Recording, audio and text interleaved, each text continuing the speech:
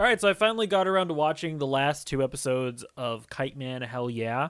I didn't fall off of the show.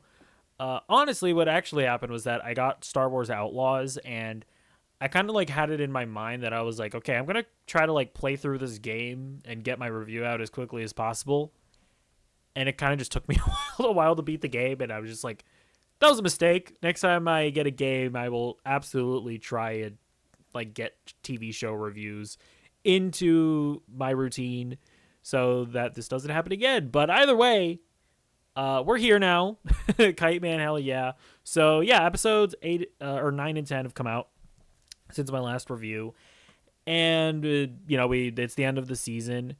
And overall, I really like this first season of Kite Man. I think it's really good. I think that it is definitely better than Harley Quinn seasons 4 and 3. Still not quite as good as Harley Quinn seasons 1 and 2. I do think it is because like the middle bit of this season, I think, is where it's at its best. I think the best episode is whichever one where Kite Man turns into like the Giga Chad guy. And there's that genuinely sad ending to that episode where like Golden Glider is,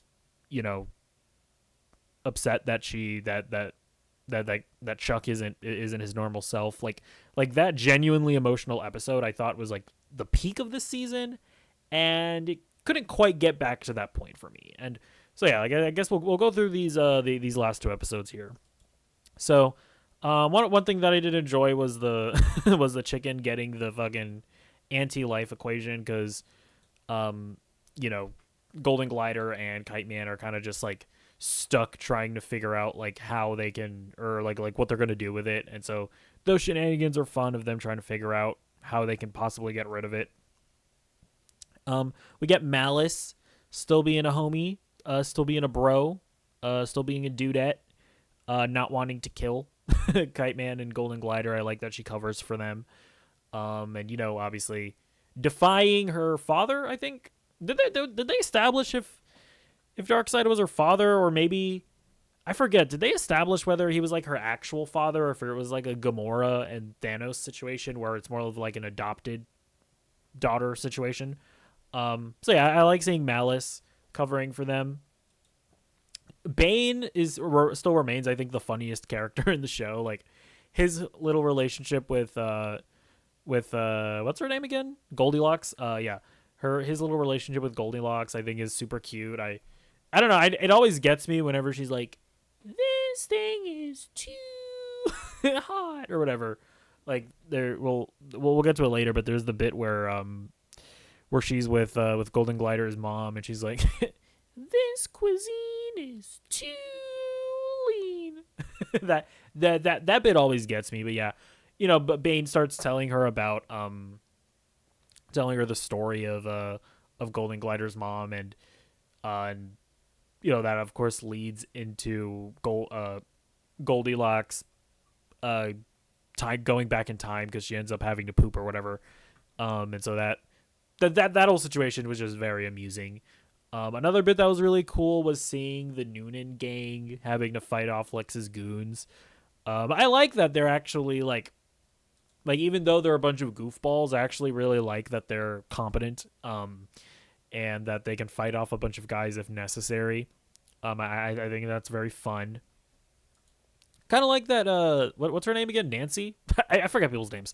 I kind of like that this character at the end of the day is just a businesswoman. Like she's not necessarily seeking to rule the world, or at the very least, it seems like she's not going to do it like at the expense of her business, right? Like she's not going to destroy the world, because then she's not going to have any customers or anything. So I kind of like that that's the angle that she comes at it from. She's not really like Darkseid or Lex in that way.